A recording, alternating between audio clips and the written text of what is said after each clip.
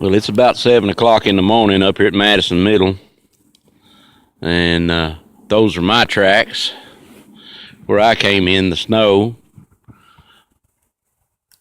It's been a long time since we in Madison County have seen snow like this.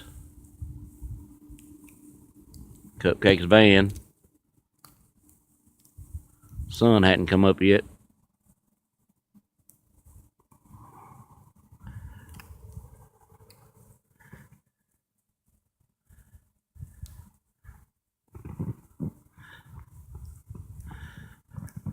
One of the entrance doors we're going to have to clean off.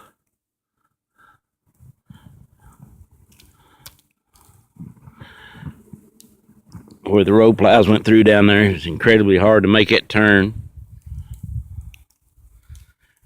Even in 4-wheel drive high lock.